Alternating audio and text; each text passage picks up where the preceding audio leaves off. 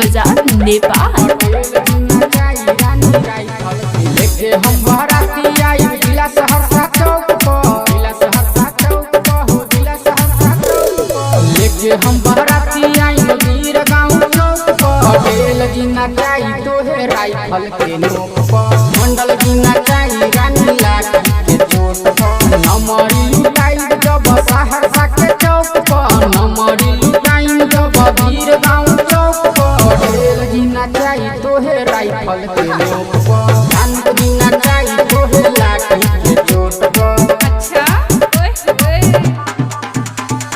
Music by DJ Umesh Shukripur बाजार।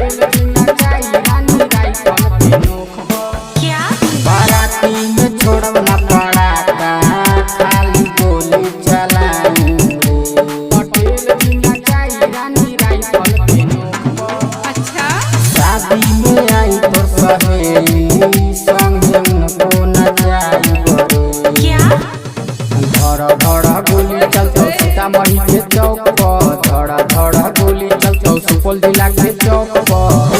जी नचाई रानी राइफल के नोक पर, मंडल जी नचाई तोहे राइफल के नोक पर। अच्छा music by DJ Umesh Shukripur Bazar. क्या साथे रोशन विवेक पटेल के नाच पड़ी हो रनिया। पटेल जी नचाई रानी राइफल के नोक पर। दीपराज पिंटू के संगे माजली हो रनिया।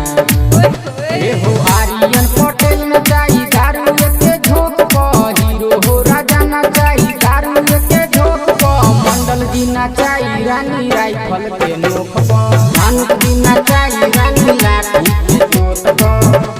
नरेश हो पटेल नचाई 500 के नोट पर, कमला बिहारी नचाई 500 के नोट पर। पटेल जी नचाई तोरा राइफल के नोक पर, मंडल जी नचाई तोरा